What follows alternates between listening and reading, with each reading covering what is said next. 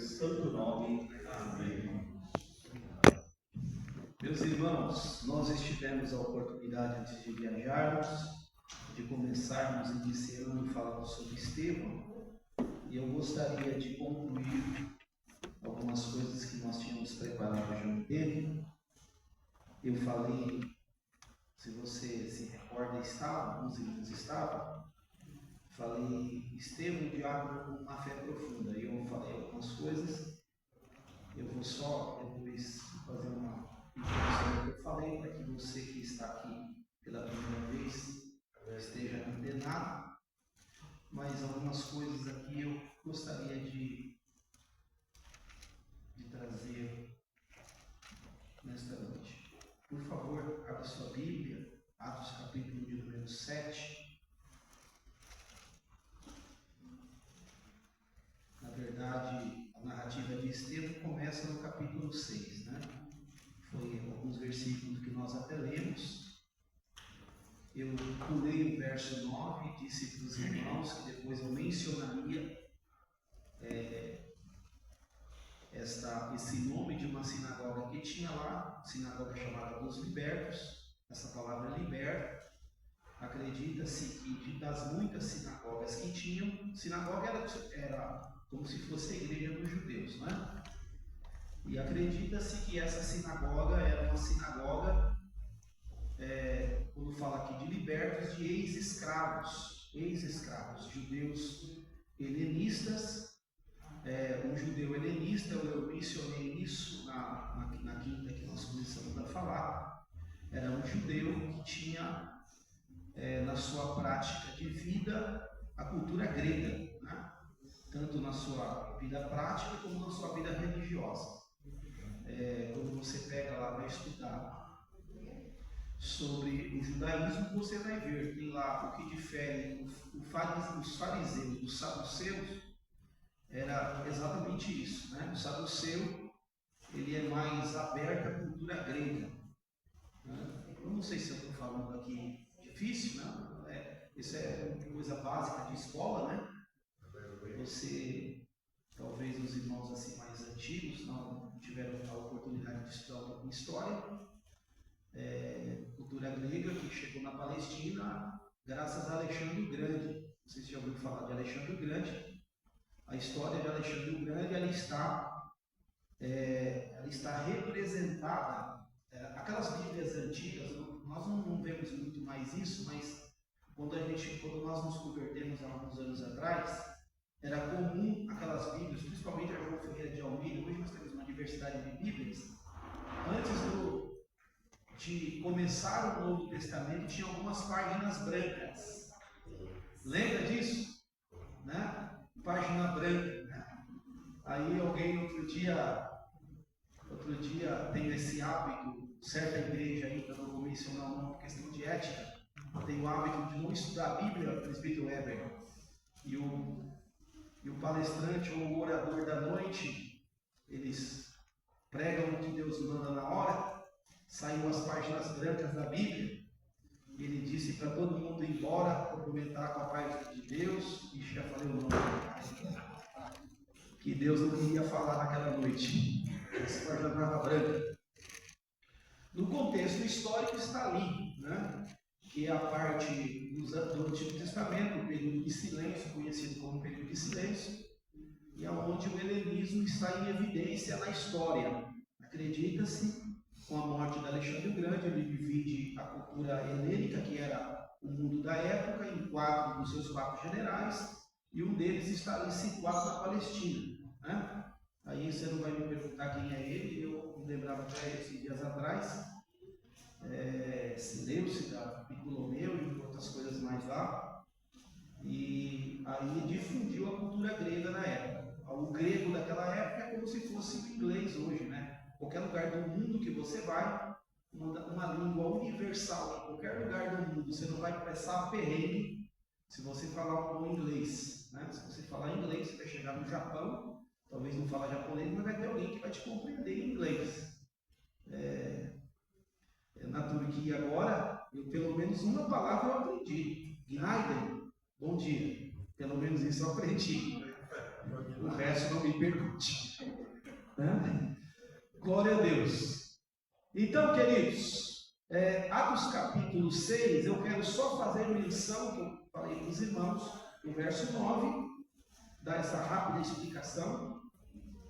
E depois eu quero ler o capítulo 7, versos 51, 52 e 53. Isso aqui me chamou a atenção e eu quero falar isso para vocês nessa noite. Amém? Atos capítulo 6, verso de número 9. Então alguns dos que eram da sinagoga chamada Libertos, dos Sirineus, dos Alexandrinos, dos da Cilícia e da província da Ásia se levantaram e discutiam com Estevão. Guardem isso aí. Discutiam com Estevão. Vamos repetir isso? 1, 2, 3. Discutiam com Estevão. Vou explicar isso aí já. Discutir. Agora vira a Bíblia, vira a página da Bíblia, capítulo 7, verso 51. Homens teimosos e incircuncisos, de coração e de ouvidos, vocês sempre resistem ao Espírito Santo. Vocês fazem exatamente o mesmo que fizeram seus pais, o qual dos profetas os pais de vocês não perseguiram. Eles mataram o que anteriormente anunciavam a vinda do justo, do qual vocês agora se tornaram traidores e assassinos. Vocês que receberam a lei por ministério de anjos e não a guardaram. Amém. Pode tomar assento em nome de Jesus. Aleluia. Voltando no verso 9, então libertos aqui eram judeus ex-escravos que haviam recebido a liberdade, ex-escravos que haviam se tornado livres, e tinha lá uma sinagoga em Jerusalém que era dessa classe de pessoas. Interessante, irmãos, que será que era difícil falar na sinagoga daquela época? Será que tinha algumas regras? Nós vamos observar a Bíblia, nós vamos entender o contexto de que Estevão, há quem diga que essa é uma das maiores mensagens, mais poderosas mensagens e verdadeiras de alguém que pregou, de alguém que anunciou a sua fé. Haja vista que todos nós sabemos, Estevão, ele tem um chamado diaconal. A primeira monta, a igreja, essa ideia de diácono para a igreja é algo novo, tanto é que você não vai ver tantos critérios estabelecidos para que pudesse se escolher esses homens para que pudesse cumprir a função, como nós mencionamos isso na quinta, a função diaconal, a ideia de atender viúvas.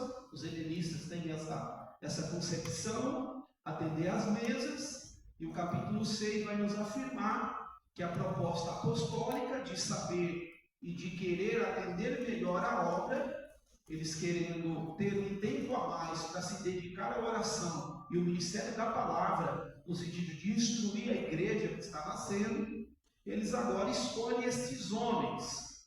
Capítulo 6 de Atos dos Apóstolos vai nos dar aí uma breve reflexão de qual deveria ser a preparação para que alguém se tornasse diácono. Parece que pouca coisa, mas não é pouca coisa. Os primeiros critérios estão estabelecidos no capítulo 6, 3 deles: boa reputação, cheios do Espírito Santo, e tem algumas traduções que está dizendo assim, cheio de sabedoria, mas eu gosto dessa tradução que diz assim, dá provas de sabedoria. É alguém que não era um leigo no que falava, foi o que nós falamos isso. Estevão era um simples diácono, ou se é essa palavra simples eu estou colocando, né? Estevão era um diácono, no sentido assim, eclesiasticamente falando, o primeiro degrau do ministério ali, podemos entender assim, mas era alguém que tinha um conhecimento histórico, um conhecimento dos fatos, tanto é que quando você vai ver aqui, a mensagem de Estevão, ela está cunhada de conhecimento, ela está respaldada de conhecimento. Estevão fala no campo da fé, mas também Estevão fala no campo histórico, tanto é que ele vai trazer a história desde Abraão, do chamado de Abraão, passando por Moisés, passando pelos profetas, passando por juízes e chegando até Jesus. Então ele tinha conhecimento de história. Nós falamos isso na última quinta-feira. A fé de Estevão não era uma fé superficial. A fé de Estevão não era somente no campo da fé. Eu creio, mas se eu creio, eu consigo defender a fé que eu creio. Estevão tinha base. Eu já mencionei aqui para os irmãos que gostam de ler, é um livro meio maçante. Eu tenho um livro em casa que diz assim, eu não tenho fé suficiente para ser ateu. Porque alguém para ser ateu tem que ter mais fé do que crente. Porque não tem base para o ateu se respaldar e não crer em Deus. Porque todas as coisas que nós podemos perceber à nossa conta, à nossa vista, ele converge a um Criador, a um Ser Supremo. Então alguém para dizer que é ateu, ele tem que ter mais fé do que crente. Olha que coisa interessante. E ele ali traz alguns respaldos científicos, ele traz algumas coisas para que a pessoa que se considera ateu leve a pensar: será que você é ateu mesmo? Porque para ser ateu tem que ter muita fé para ser ateu. O resumo, a síntese do livro é isso. Estevão dá essa demonstração. É claro, queridos, que quando nós olhamos as qualidades ou as características ou as virtudes na escolha dos diáconos, é bem verdade que não vai ficar só honesto. Por quê? Porque a igreja vai se desenvolvendo, está dando os seus primeiros passos, não tem uma metodologia de escolha, não existe ainda critérios, diferentemente depois de alguns anos, que você vai ver, observar, quando Paulo ele funda ou ele dá estrutura organizacional para a igreja, você vai ver que alguns critérios são acrescidos, principalmente aqui nos diáconos, porque há quem diga que esse critério só ficou nesse critério de boa reputação, cheio do Espírito Santo e alguém que dá prova de sabedoria, mas não ficou só nisso. Para ser diácono, ainda que essas três coisas são elementares no primórdio da igreja, não vai ficar só nisso. E a base bíblica, por favor, abra aí, 1 Timóteo capítulo 3, eu gosto muito desse texto, porque esse texto, na verdade, ele explica tudo, né? E há quem diga também, em uma ideia machista da época, de interpretação que alguns têm da carta aos Coríntios, que diz que a mulher deve ficar em silêncio na casa do Senhor, como alguém interpreta assim. Há quem diga que esse texto de 1 Timóteo, quando ele faz uma reflexão, dando as qualificativas do diácono, há quem diga também que quando ele aborda mulheres, ele está abordando no contexto mulheres no sentido de diaconia. Há quem diga que a defesa da diaconia feminina, ou diaconisa feminina na igreja, está também defendida aí nessa carta de Paulo a Timóteo, 1 Timóteo capítulo 3, verso 8 ao 12. Por gentileza, vamos ler? Cada um lê um versículo, são 4 versículos. 1 Timóteo capítulo 3, verso 8 ao 12. Vamos lá? Mesma sorte, os diáconos sejam honestos, não de língua dobre, não dados a muito vinho, não cobiçosos de torta ganância. Observe, lá era só boa reputação, cheio do Espírito Santo e prova de sabedoria. Observe que os critérios estão agora sendo aumentados, ou o cânon, ou a vara de medir, a agora passam a ser um pouquinho mais do que simplesmente boa reputação, seja do Espírito Santo e sabedoria. É necessário que sejam respeitáveis. O que é uma pessoa respeitável? Respeitáveis aqui eu entendo no sentido de uma mão de via dupla, que respeite e alguém que é digno de respeito. Alguém que alguém olha e ele traga um peso de respeito. Outra coisa, na minha tradução está dizendo, de uma só palavra. O que é isso? Sim, sim, não, não. Não é alguém que tem uma palavra de manhã e à tarde ele muda. Alguém que de repente a palavra dele não tem peso. Isso aqui é muito para trazer à nossa memória como as coisas eram. De repente, no tempo dos nossos pais, do nosso avô, que de repente não tinha lá um papel, alguém dizia, tirava o fio do bigode e levava. E o fio do bigode já valia. É da época do Mário, né, mano? Era época assim, mano? Deu um fio do bigode bem? Foi antes. Ah, foi antes. Não é assim? O que é? É alguém que tem a palavra. E essa palavra aqui não é a palavra de Deus, irmão. É alguém que a sua palavra tem peso.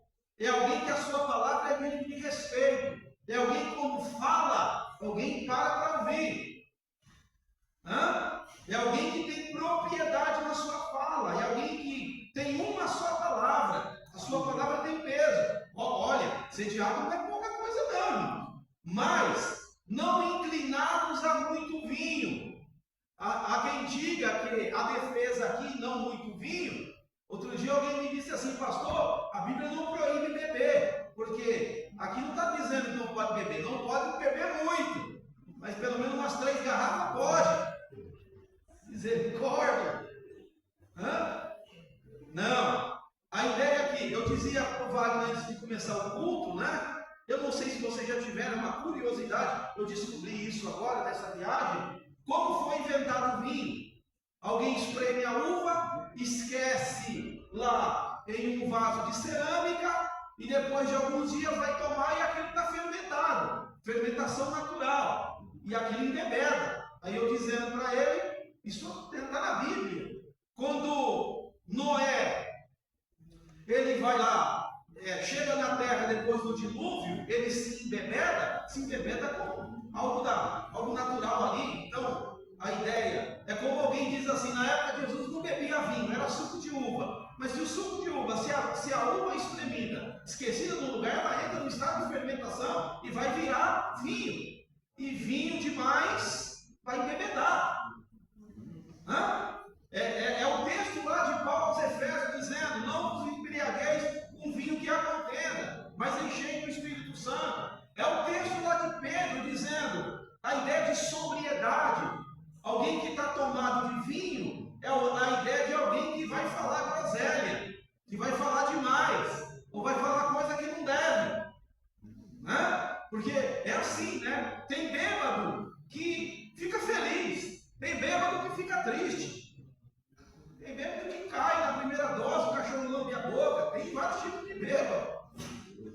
Então, a ideia de não inclinar-nos a muito vinho, e mais, olha o critério, não gananciosos, alguém interesseiro, alguém ganancioso.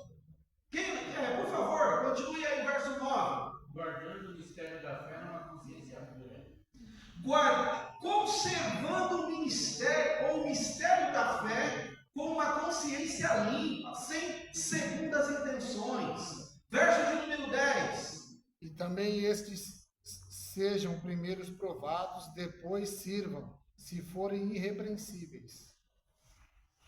Que exerça o diaconato, na minha tradução está dizendo. Também estes devem ser, primeiramente, experimentados, testados, para ver se aguentam o tranco.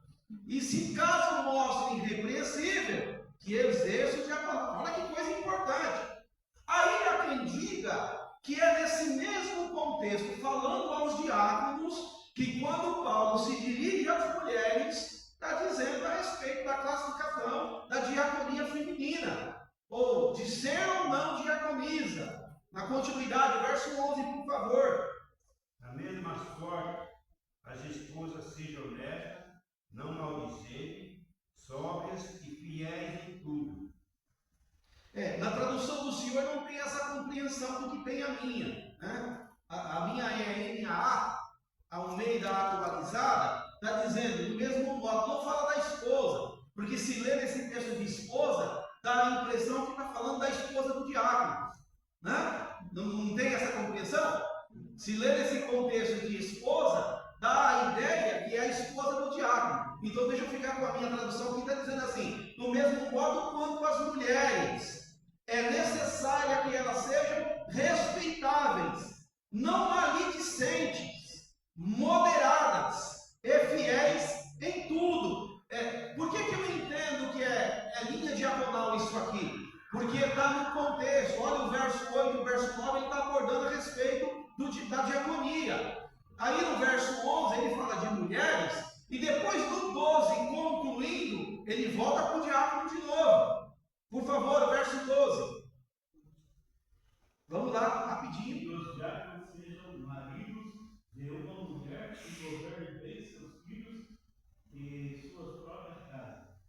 Amém. Aí o verso 13 para concluir, pois os que desejarem ou desempenharem bem o diaconato, alcançarão para si mesmo uma posição de honra e muita ousadia na fé em Cristo Jesus. Então, claro, a escolha do diácono, ainda que Estevão vem dessa primeira escolha, dessa primeira leva, como disse para os irmãos, Estevão era um judeu helenista, um judeu com costumes gregos, há quem diga que ele era filho de grego, né? Helenista, diferentemente lá dos fariseus, dos puritanos religiosos.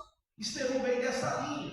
Então eu estou dizendo para os irmãos que mesmo sendo Estevão, juntamente com aqueles outros homens escolhidos nos 3 critérios iniciais, a igreja evoluiu. Os critérios, o nível de escolha subiu. As qualificativas, de certa forma, o cinto apertou. Então citei aqui para os irmãos o texto de Paulo escrevendo aos irmãos de futuras escolhas diaconais, quais devem ser os requisitos, quais devem ser os critérios, ou os critérios que devem ser observados. Glória a Deus por isso. Mas observe que naquela época, no período que Estevão estava, trazendo esse discurso, que já vou falar um pouquinho dele mais, era comum alguém que estava de passagem falar na sinagoga, e principalmente a quem diga que nessa sinagoga que está ali os escravos, ou quem um dia fora escravo, tinha de certa forma uma facilidade.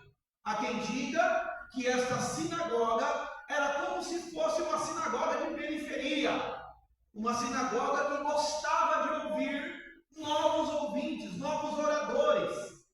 E outra coisa interessante, e com base nisso, por favor, abra sua Bíblia, Atos capítulo 13, 14 e 15, nós vamos observar essa ideia comum de falar na sinagoga. Quem falava na sinagoga não era só o pastor local, não era só os obreiros locais. Alguém que porventura estava de passagem era ouvido também pelos irmãos que ali estavam na sinagoga. Por favor, Atos capítulo 13, verso 14 e verso 15. Vai dar essa base para a gente entender muito claro isso aí. Vamos lá? Atos, capítulo 13, verso 14 e 15, por gentileza. Eles saindo de Pérsia chegaram a Antioquia, da Pisídia, e entrando na sinagoga no dia de sábado, assentaram-se.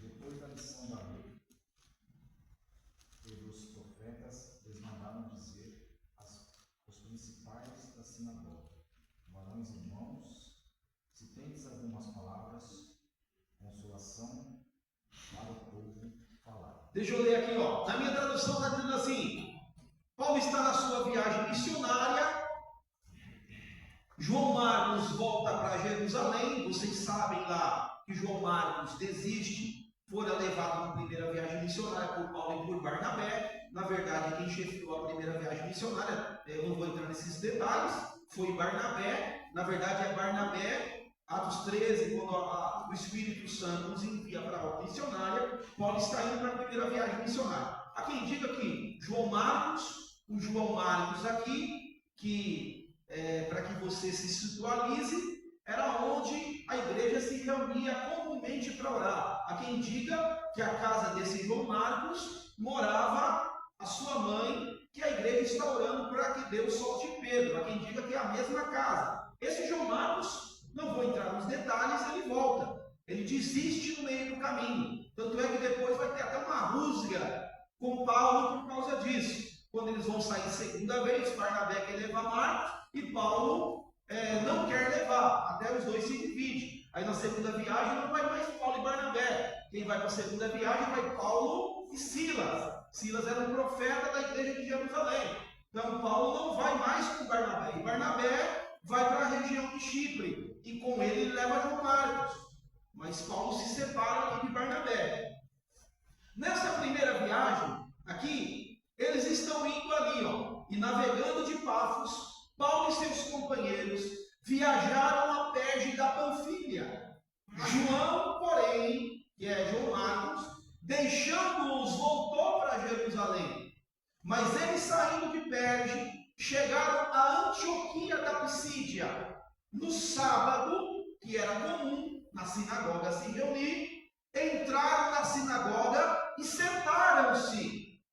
Depois da leitura da lei e dos profetas, os chefes da sinagoga mandaram-lhes dizer: irmãos, se vocês têm alguma palavra de consolo para o povo, falem. Aleluia. Eles não eram dali, eles estavam de passagem ali, já arrumados. E de repente se sentam, e como era comum na sinagoga, você vai ver isso descrito por Lucas, quando Jesus lá está numa sinagoga no dia de sábado, pega lá o livro de Isaías e lê, Isaías capítulo 61, o Espírito do Senhor Jeová está sobre mim, né? Ele lê lá o que diz, escreveu, era comum isso, todo o culto, assim como podemos chamar, a sinagoga, tinha a leitura da lei dos profetas, lei lá dos 5 primeiros livros, Pentateuco, e dos profetas.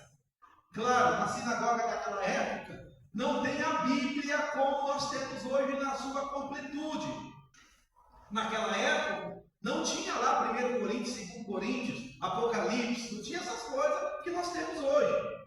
Era lido, Pentateuco, 5 primeiros livros da Bíblia, né? Você sabe, ou se não sabe, deveria saber quais são, e os profetas, principalmente os maiores, que eram os mais lidos. Né? Então, aí, depois da leitura, eles estavam ali em uma sinagoga que não era comum eles estarem, porque eles estão em uma viagem missionária. O chefe da sinagoga pergunta: irmãos, vocês não têm nada para falar para nós, não? A palavra de consolo? Então era comum. E outra coisa comum que você vai observar no texto de Atos capítulo 7, que quando alguém falava, a plateia tinha a oportunidade de indagar o orador. Então, por exemplo, não vai falar groselha, porque você vai ser perguntado talvez no meio da sua fala. A pessoa vai, está pregando assim na igreja, aí de repente o irmão levanta: ô pastor, mas isso aí, como é que é? Era comum. Então não podia alguém falar sem conhecimento de causa.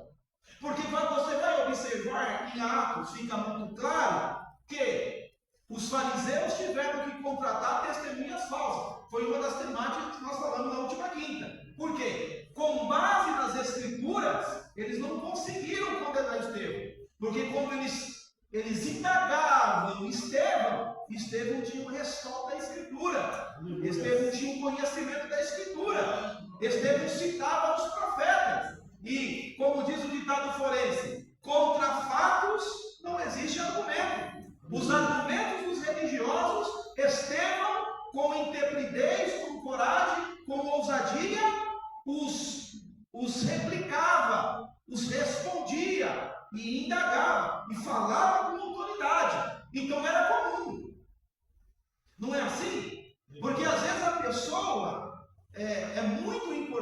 irmãos, nós entendemos isso aqui.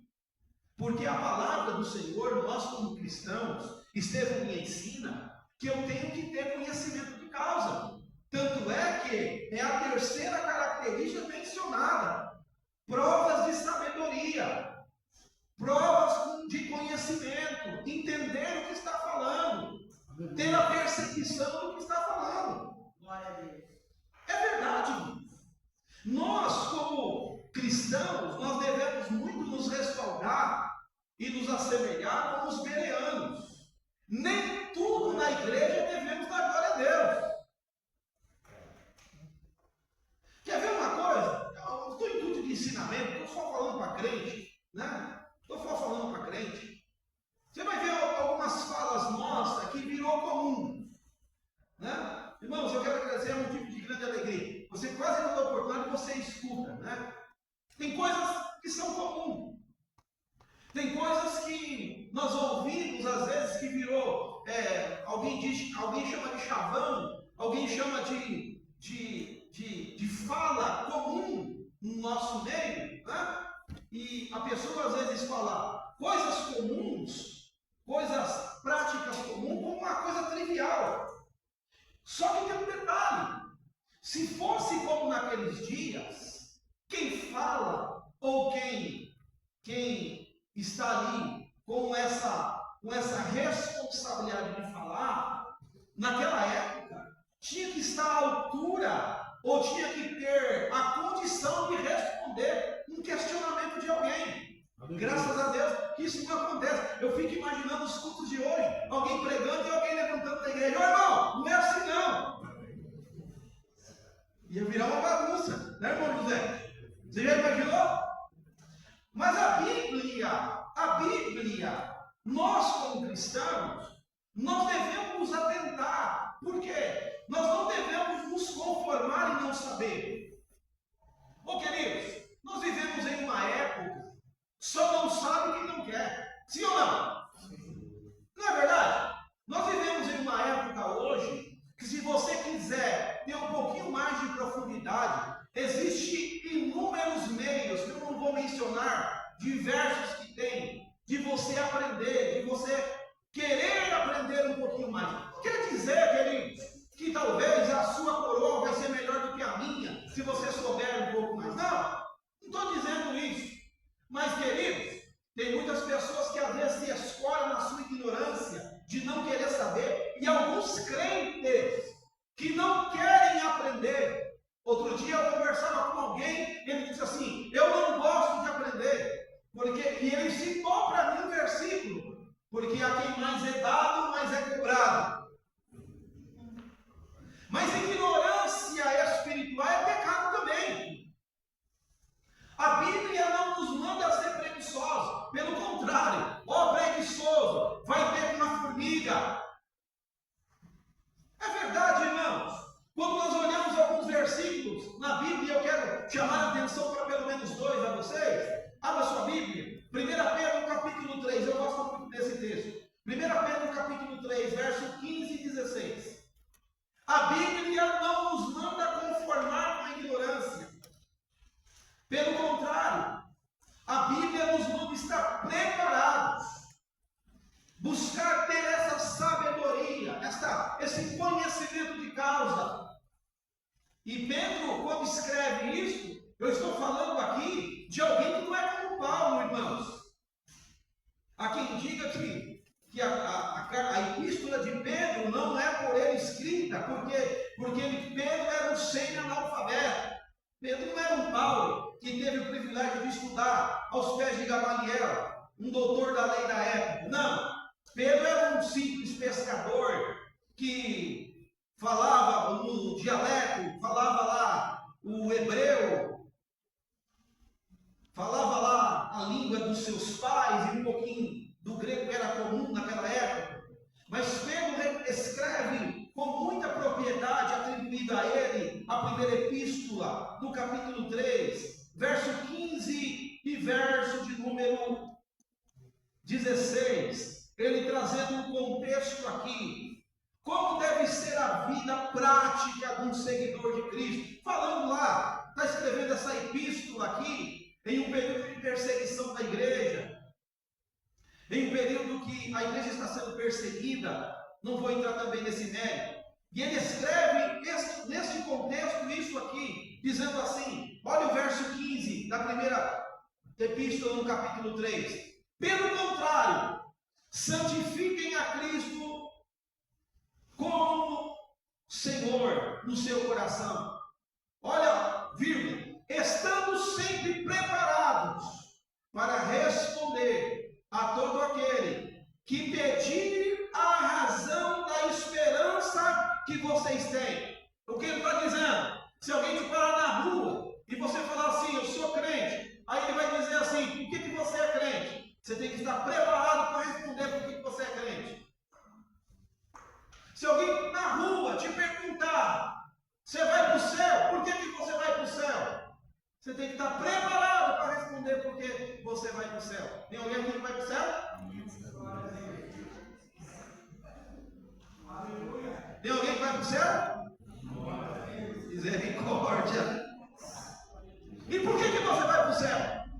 Se eu fosse um desses que tivesse a liberdade hoje de te interpelar, você dizendo, eu vou para o céu, por que você vai para o céu? O que você me responderia? Claro, não vai trazer o discurso de Estevão de 60 versículos no capítulo 7, pelo amor de Deus. Mas o que você me responderia? Por que você vai para o céu? Quem te garantiu para você ir para o céu? Hã?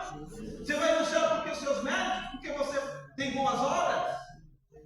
Hã? Você vai para o céu porque você nasceu numa família boa, família renomada, família de alguém que tem dinheiro? Você vai para o céu por causa disso? Você vai para o céu porque você dá a esmola para o pobre, porque você ajuda, porque você dá comida para o pedinte, porque você dá dinheiro para quem passa na sua rua, porque você dá dízimo. Você vai no céu por causa disso? Você vai no céu por causa de quê? Por causa da graça. O que é graça é o favor que você não merecia. Aleluia. Ninguém de nós vamos para o céu por causa de obras. Obra não salva. E eu explicava alguns dias atrás aqui, em um culto de ensinamento, o que Tiago quis explicar. Parece um paradoxo que ele quer falar a respeito de fé e obra.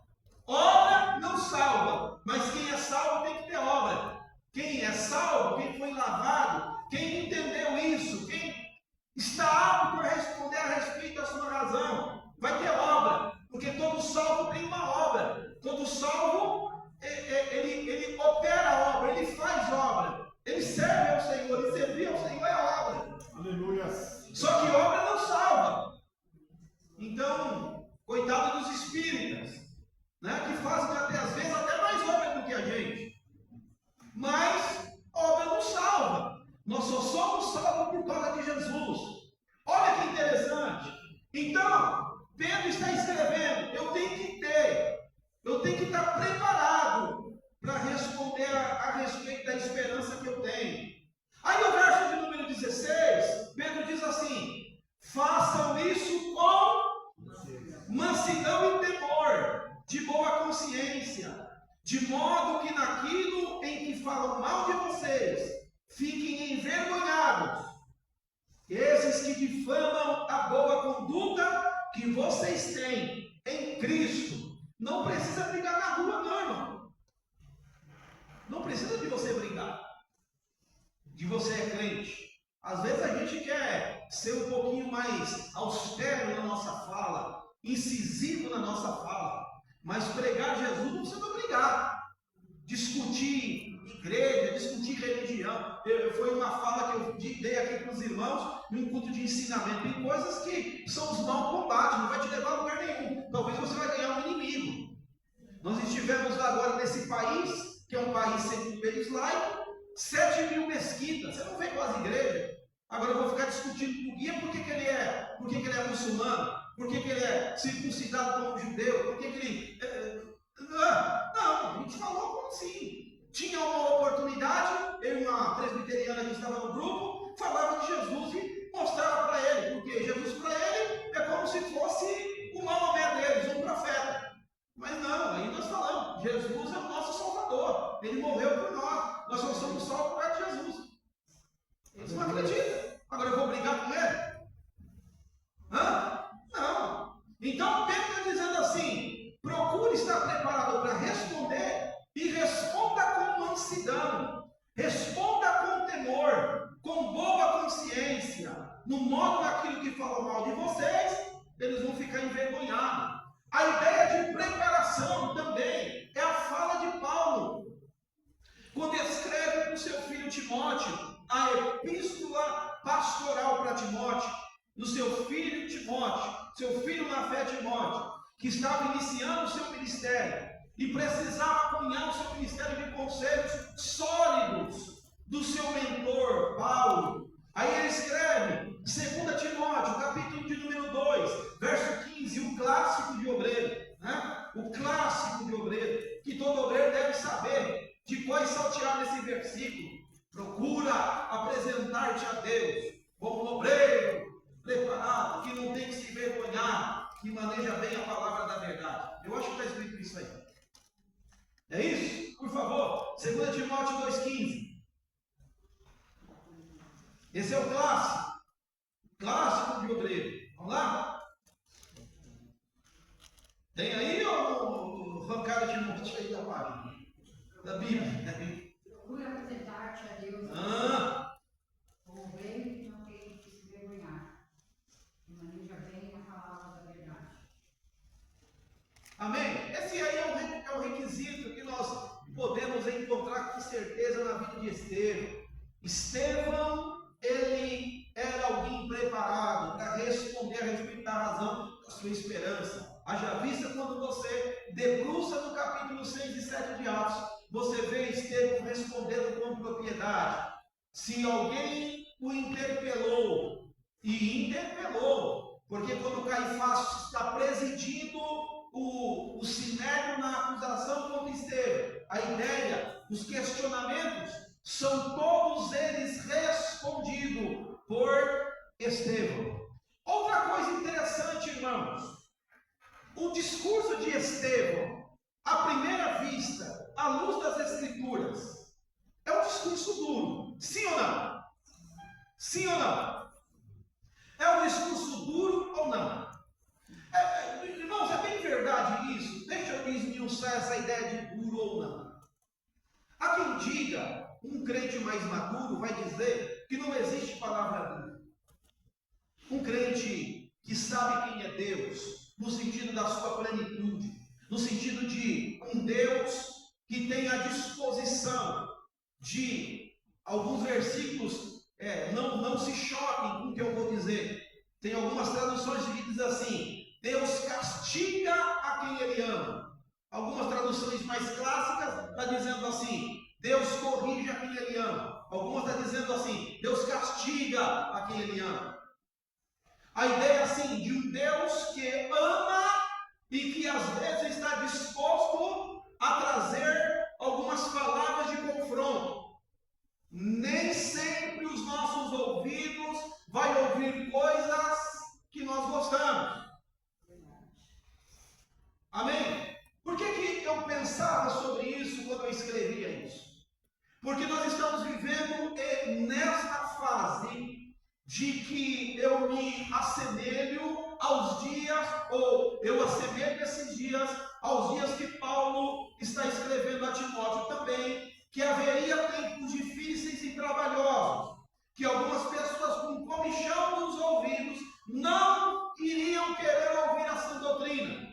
Existem pessoas que não conseguem mais ser confrontado, não com a palavra do pregador, mas com a própria palavra de Deus,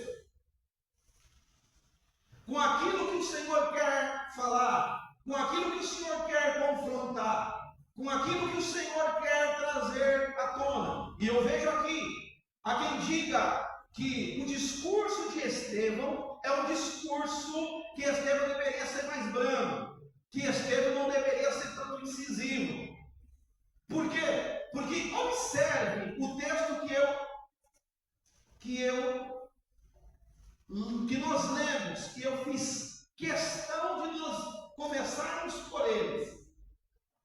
Por gentileza, tem algumas traduções traduções diferentes, a minha tradução está dizendo assim, eu tenho certeza que tem tradução que eu li em outras traduções também. Eu já vou citar até uma delas que eu li que eu gostei demais. Olha o verso 51, de Atos capítulo 7. Nessa tradução minha está dizendo assim: homens teimosos e incircuncisos de coração. Talvez tenha tradução do nosso meio que está dizendo assim: homens de dura cerviz. Tem alguma tradução assim? Por favor, leia essa tradução. Homens de dura cerviz. Por gentileza. Tem que ser rápido, irmão, senão não vai dar tempo. Homens de dura cerviz e incircuncisos de coração. Amém. Homens de dura cerviz e incircuncisos de coração.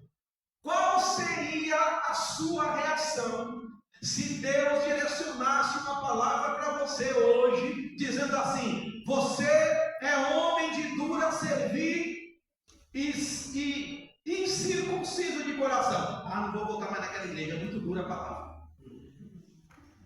É assim ou não é? É ou não é?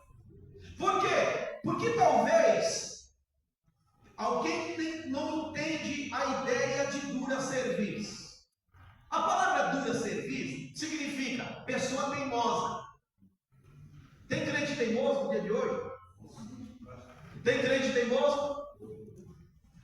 A minha tradução é uma tradução atualizada, por isso que eu falei, homem teimoso. A palavra dura cerviz significa teimoso, obstinado, pessoa que resiste à vontade de Deus, pessoa que não se dobra. Deus fala com ele na terça, Deus fala com ele na quinta, Deus fala com ele no sábado, Deus fala com ele no domingo. O coração está duro e com a pedra. Será que tem? Tem ou não tem? Tem, pastor Roberto? Não é verdade? Está claro, todo mundo está nu, está patente aos olhos dele. Deus está falando com ele, mas ele não se dobra. Incircunciso de coração. A ideia do circunciso é proposital. Por quê? Se ele está falando com uma classe de judeu, se ele está falando num cenário religioso, eles sabiam o que era a circuncisão. Circuncisão era um pacto que todo judeu fez um dia com o Senhor. Alguém que era do judaísmo, e eu não sabia que o muçulmano também tinha pacto da circuncisão. Eu pensei que era só coisa de judeu, mas eu aprendi que o muçulmano também circuncida. Alguém sabia disso aí? Não, o muçulmano também faz o pacto também da circuncisão. Eu pensei que era só coisa de judeu. Então ele está falando aqui de circunciso. Era alguém que não tinha nada com Deus. Alguém que é incircunciso. O que ele está dizendo? Que não tem uma aliança com o Senhor. Que não tem temor de Deus. Que não tem vida com Deus. Alguém teimoso. Alguém obstinado. Ele está chamando aquela classe de religioso do Sinédrio. Uma classe elevada, religiosa de Jerusalém. Vocês são teimosos. Vocês são de dura cerviz. E essa coisa de dura cerviz não é coisa de Estevão, não, irmão. Isso é coisa do povo de Israel. Ele está falando com propriedade. Se você observar lá, ele está dizendo assim: os seus pais. Ele está falando, fazendo menção dos seus pais. Olha, vocês fazem exatamente o mesmo que fizeram os seus pais. Vamos para a Bíblia. Abra sua Bíblia rapidinho aí. Êxodo capítulo 32, verso 9. Êxodo 32, verso 9. Olha como Deus se dirige à nação de Israel, uma nação que está saindo lá do Egito, rumo à terra que Deus prometeu. Uma nação que agora Moisés está subindo no monte. Moisés vai falar com Deus. Moisés fica alguns dias sem descer no arraial. O povo procura Arão, que era o sacerdote, e constrói um bezerro de ouro. Olha como Deus se dirige a esta nação. Verso de número 9, capítulo 32. Vamos lá? Disse mais o Senhor a Moisés: tenho visto este povo, e eis que é povo de dura cerviz. Dura cerviz. Na minha tradução está dizendo assim: eu tenho visto este povo, e esse povo é teimoso. Ô irmão,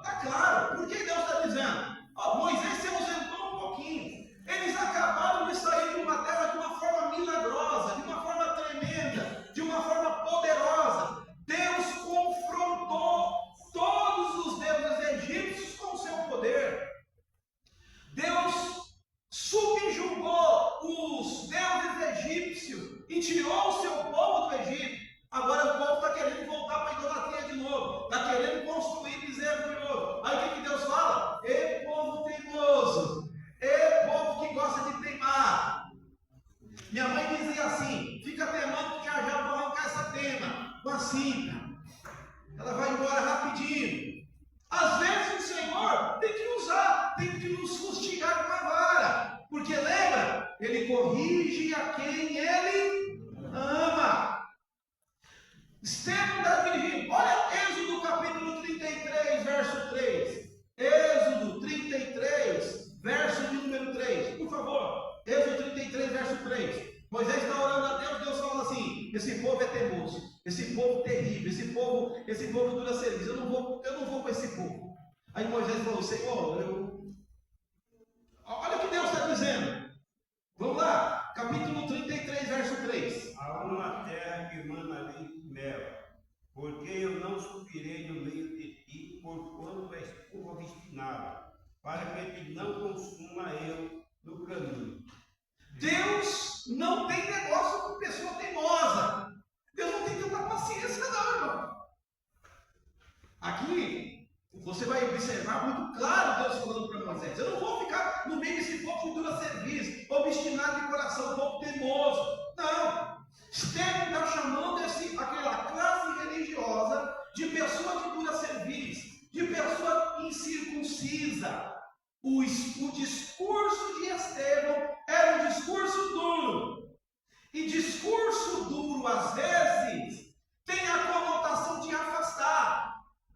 Irmão, nós estamos vivendo em uma época, que alguns lugares por aí não tem mais essas palavras de confronto. Não tem essas coisas de santificação. Não tem essas coisas de abandonar a prática de vida errada. Nós estamos vivendo em uma época, o que dá ibope, o que faz encher, o que a plateia está gostando, aleluia, é as mensagens de autoajuda. É que Deus vai dar, é que você vai vencer, é que você tem que ser, é que você tem que ter. É verdade, irmão. Ou não? Ou será que eu não estou tão antenado assim? Hã? Por quê? Porque geralmente é assim. A pessoa está, de repente, num lugar que vem algumas palavras de confronto, de mudança de comportamento, de mudança de atitude. O discurso, à primeira vista, é um pouco duro. O que ele vai fazer? Não, eu vou para o lugar de bênção. Eu vou para Berseba, vou para um lugar de amplitude, vou para um lugar que tudo vai dar certo. Aleluia, pisa com o pé esquerdo, pisa com o pé direito, veste a cor da roupa tal. Põe o negocinho atrás da porta, passa a vassoura lá na casa, toma um copo de óleo, pega lá um pouquinho do sal, coloca lá um negocinho lá na comida que você vai perder aquilo. Eu vou para esse lugar. Entrega 5 horas, se entregar 5 horas, amanhã vai vir 10. Ô irmão, quem não gosta disso? Mas nem sempre estar diante do Senhor, nós só vamos ouvir coisa que à primeira vista vai ser coisa boa. À primeira vista pode até ser discurso duro. Mas glória a Deus. Por quê? Porque nós servimos um Deus que corrige a quem Ele ama. Se está vindo palavra de confronto, é porque Ele quer te abençoar mais e mais. É porque Ele quer te fazer de você uma bênção. Se eu fosse os religiosos ao ouvir Estevão, eu me inclinava: ô Senhor, fala com o Senhor, que o teu servo ouve. Mas nem sempre é assim. Por favor, rapidinho, abra sua Bíblia, João capítulo 6, verso 60. Geralmente discurso duro faz quem não tem uma estrutura desistir. Discurso duro à primeira vista faz quem não tem um vislumbre do que é realmente o reino de Deus, ou os desenganados a respeito do reino de Deus, parar no meio do caminho, desistir do alvo, desistir do propósito. Como disse, cortar a cruz no meio, fazer campanha para Deus tirar a cruz, para Deus matar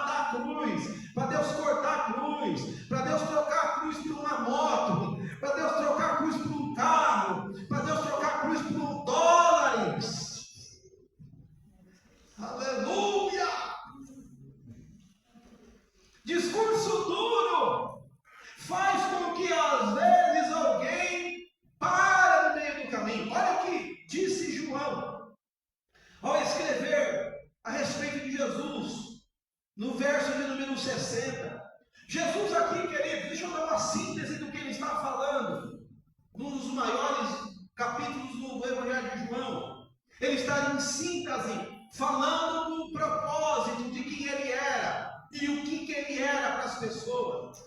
A respeito, fazendo uma analogia dele, o pão da vida, como o maná que os pais comeram no deserto. E determinada hora do discurso, ele diz assim: vocês têm, verso 53, de verdade eu digo a vocês, que vocês não comerem a carne do Filho do Homem e não beberem o sangue, não terão vida em vós mesmos. Convergindo esta vida ativa de fé nele, mostrando o propósito do Pai ao enviá-lo, mostrando na verdade o propósito do Pai, do fim que o esperava, e essa ideia do que ele trouxe àquelas pessoas que estavam ali o seguindo. E o verso 60, quando aqui os discípulos aqui, eu já expliquei isso em outra ocasião de ensino, não está se referindo somente aos 12 discípulos que passarão a ser apóstolos. Não, discípulos aqui é todos os que o seguiam. Muitas pessoas seguiam, muitas pessoas por onde Jesus passava seguiam. Então Jesus já tinha muitos discípulos, que não está restrito só aos 12. Aí muitos dos discípulos que seguiram, ouvindo tais palavras, disseram: duro é este discurso, quem pode suportar? A palavra hoje foi dura demais, não dá para aguentar. Ô irmão, Deus nunca vai nos dar coisas que nós não aguentamos. Deus só vai nos dar um remédio que vai nos trazer melhora. Há quem diga, e eu concordo com isso, os melhores remédios são amargos. Aleluia. Quem há alguma criança aqui que quando teve lá, talvez na sua fase de vida anemia, né, essas coisas não tem muito hoje, tomou aquele vidrinho azul que tinha um homem que carregava um peixe nas costas? Como é que chama? Quem já tomou aqui no seu biscoito? É gostoso, né? Ai, que delícia! Hã? Alguém que de repente está com dor de estômago, remédio natural, bordo. Hã? O bordo é igual a água com açúcar, né? É gostoso, né? Tomar bordo, chá de bordo, não é? Hã? Mas é gostoso? Alguém toma ele assim? Ai, que delícia! Igual, você toma assim, né? Você mastiga ele, aquela folhinha assim? Jesus da glória. Vai pro céu. Não vai nem pagar o pedal, vai pro céu direto. Geralmente é assim. As coisas às vezes. Ô irmão, quem já não tomou uma bezetacil, tá lá? É claro, a gente às vezes não pode tomar. Não ser hipocondríaco, não podemos ser, né? Qualquer coisa vai tomar remédio à torta e à direita, né? Não é bom, não é recomendável. Mas quem às vezes está lá com uma infecção, alguma coisa que, dá uma bezetacil logo, já vai lá. E o bezetacil é suave, né? É como se estivesse tomando uma gotinha do Zé Gotinha, né? Não dói nada, não endurece a perna. Se você deixar ela lá, você fica uma semana sem andar. Você acorda, mas resolve. Discurso às vezes duro é assim, irmão. É confronto. E não é coisas inéditas nos dias de hoje. Deus, quando falava com o seu povo, tinha essa liberdade. E eu não sei você, meu irmão, mas o Senhor tem a liberdade de falar da forma que eu preciso ouvir. Amém? O Senhor tem a liberdade de falar da forma que Ele precisa falar com você para você entender. Eu não sei, você vai se chocar. Teve um profeta da Bíblia, presbítero Gilberto, que chamou o povo de vaca. Eu fico imaginando a nós pregando hoje, meu amigos. Oh, vacas de Bazã! Meu Deus, nós estamos chamando de vaca. Vai processar o pastor. Claro, tem um contexto. Ali, Bazã era uma região fértil, uma região de agropecuária, aonde deduzia-se a fertilidade. Por quê? Porque tinha lá vacas gordas. O que Amós está chamando a atenção? Amós está dizendo para as mulheres de lá: vocês ricas, vocês abastadas, vocês afortunadas, fazendo ali, Amós está fazendo um confronto de injustiça social que está acontecendo. Vocês que estão aí prósperas, estão roubando ou sendo injustos com os mais pobres. Mas eu fico imaginando Amós, irmão Hélio, falando assim: ó, vacas de Bazã. Meu Deus, a pessoa não vai voltar mais para a igreja. O pastor me chamou de vaca. De repente o marido da mulher vai me esperar aí na porta. O que é? É verdade, irmão. Nós ficamos muito melindrosos. Os nossos ouvidos ficaram muito sensíveis. Hoje o pastor tem que fazer curso de psicologia para saber, Glancina. Não estou desmerecendo quem tem. Eu tenho amigos pastores que enveredaram por essa área, gostam da área, da matéria. Eu não sou pastor psicólogo, sou pastor mecânico, né? Então, alguns assumiram isso como profissão, porque talvez tenha uma forma rebuscada de falar, talvez tenha, mas tem hora, irmãos, tem hora que Deus vai direcionar palavras que confrontam, palavras que te chocam, palavras que te faz chorar. Eu posso falar? Vai ficar triste? Eu me lembro, pastor Roberto, eu tinha um obreiro na Tiradentes. Esse camarada foi me tirando do sério. Assim, eu me dá graça, não deixa eu pecar não, Jesus. Um belo dia eu chamei ele para uma conversa, né, Lutz? Ele disse assim: meu irmão, posso conversar com você? Ô, pastor, pois não. Bom, você tem que aprender a ser homem. Eu pensei assim, vou ganhar um boxe. Ficou uns dias meio com a cara amarrada e tal. Eu quebrou o gelo. Passado um tempo, alguns meses, Sabrina, pastor, eu queria falar com o senhor. E ficou assim um clima, né? Pastor, eu queria agradecer. Eu queria agradecer ao senhor aquela palavra. Eu disse que quem bate não esquece, ou quem apanha não esquece, uma coisa assim. Mas eu não tinha esquecido mesmo também, não. Pastor, aquela palavra mudou a minha vida. Por quê? Porque era uma palavra que não era nossa, não era minha, mas uma palavra que Deus tinha que falar daquela forma para ele tomar um choque na vida. Tem coisa, irmãos, que nós temos que ter, de certa forma, uma estrutura, de saber que nós servimos ao Senhor, e se nós servimos ao Senhor, Deus tem a liberdade de falar da forma que nós entendamos, da forma que nos leva ao arrependimento, da forma que nos causa mudança. Tem coisa que Deus não vai ficar dando água para açúcar. Você já é, como dizia alguém, você já é crente velho, crente cascudo, casca de jacaré.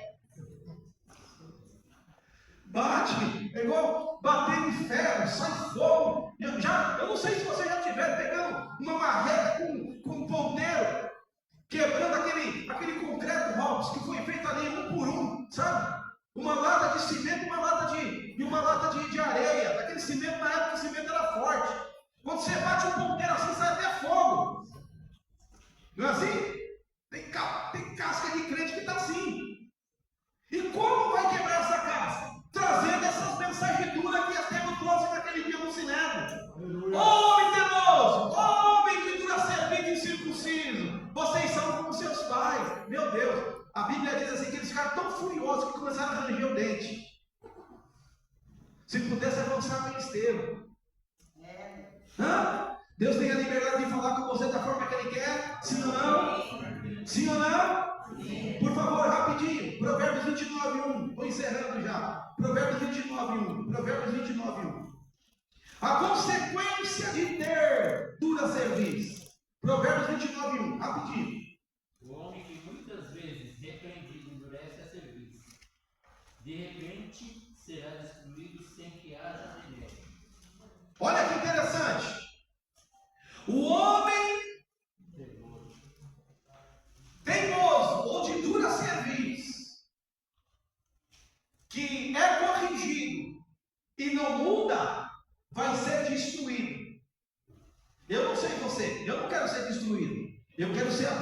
abençoado? Quem quer ser abençoado, diz glória a Deus. Então, para ser abençoado, nós não podemos ter dura serviço. Nós não podemos ser teimosos. Nós não podemos ser obstinados. Nós não podemos resistir a Deus. Deus está falando e a gente está endurecendo o coração com o faraó. Misericórdia. Ô Senhor, tem misericórdia de mim. É verdade. Às vezes Deus fala com a gente endurece o coração.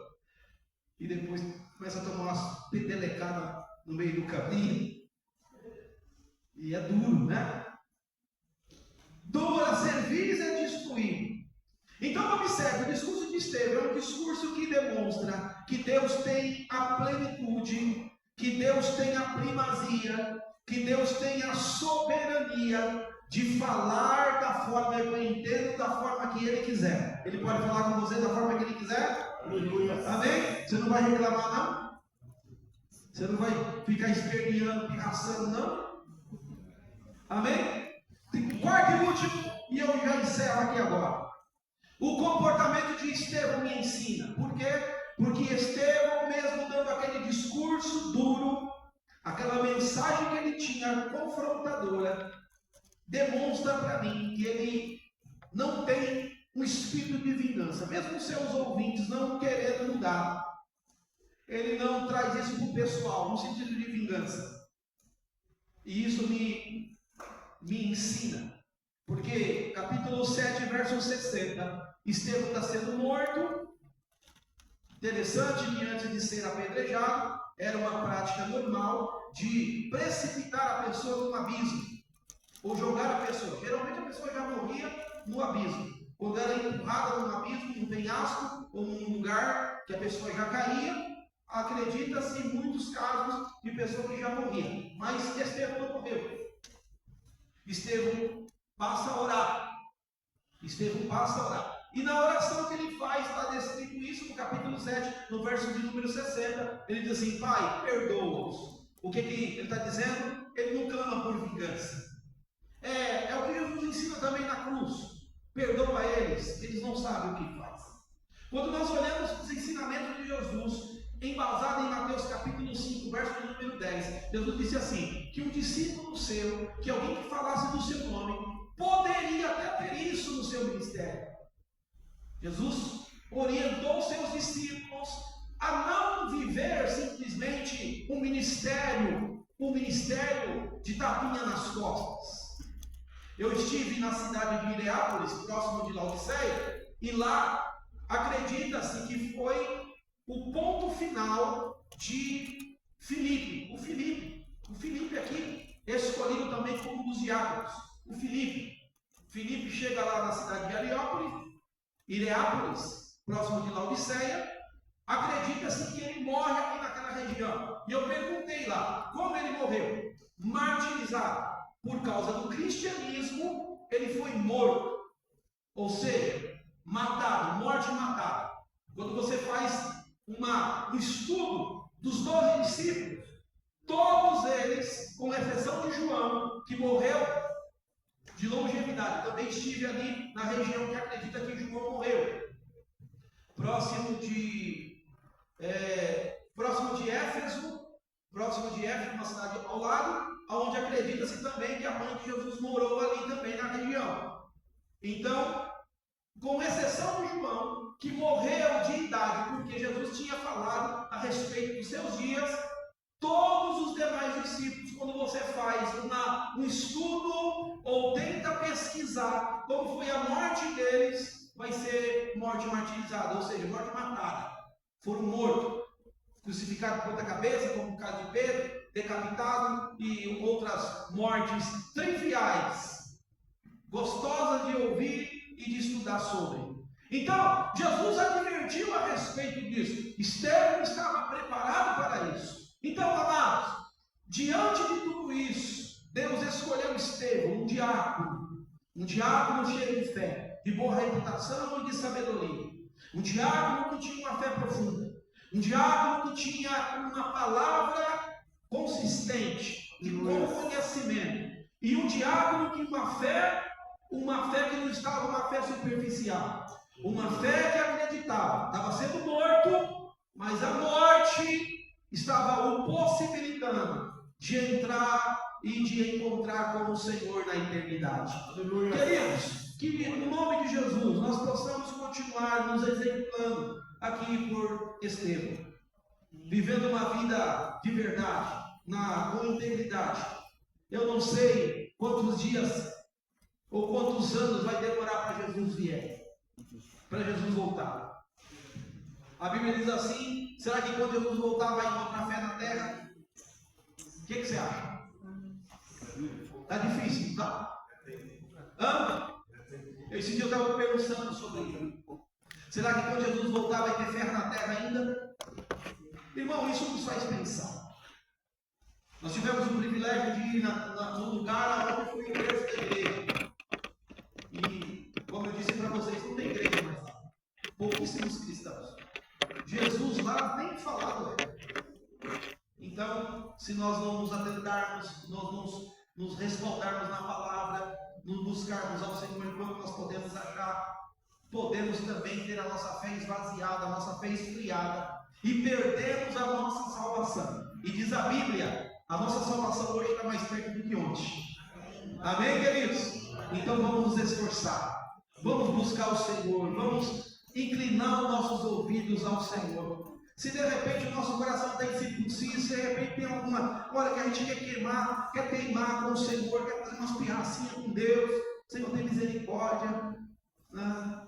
Clama misericórdia, e Ele vai nos ajudando aí, nos ajudando a ter uma fé profunda e glorificar o seu nome no dia a dia. Amém, meus irmãos? Fique com essa palavra no nome de Jesus, que o Senhor te abençoe e te guarde no nome de Jesus. Guarde no seu coração os ensinamentos do Senhor e certamente isso vai trazer para você um peso de glória no nome de Jesus. Amém, meus irmãos? Deus abençoe. Querido.